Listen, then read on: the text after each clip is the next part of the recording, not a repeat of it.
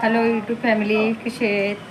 Video टाकलेला नाही आहे मी आज, कारण की माझ्या बहिणीचा मुलगा दवा खाल्ल्या, त्याने 20 ते 25 गोळ्या खाल्ल्या काल सकाळी करीब 10 ते 11 वाजता. त्याच्यानंतर त्याला हॉस्पिटलला नेलं. पहिलं नेलं शताब्दीच्या नंतर सायनला नेलं. डॉक्टर बोलले सायनला घेऊन जा. सायनवाल्यांनी परत बोलले इथं काही इलाज होणार नाही याच्यावाला, म्हणून लगेच तिकडं कॅम हॉस्पिटलला नेलं. तर मला मग सकाळपासून काही व्हिडिओ मला टाकता नाही आले. मी त्याला जाऊन आता भेटून आले. माझे मिस्टर आणि मी जाऊन त्याला भेटून आले आत्तापर्यंत. आता एकदम छान आहे तो.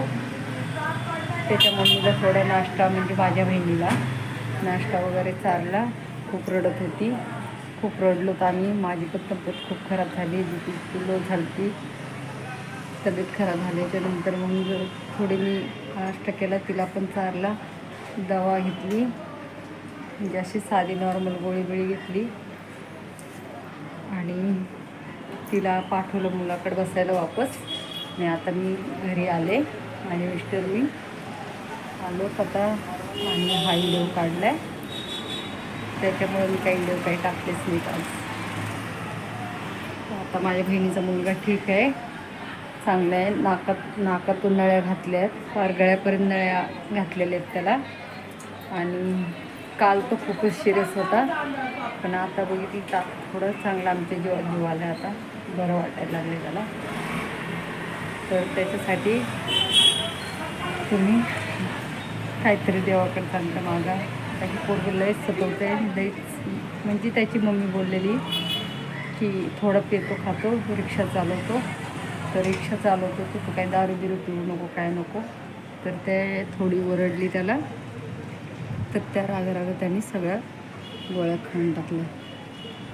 तर खूपच तब्येत खराब होती.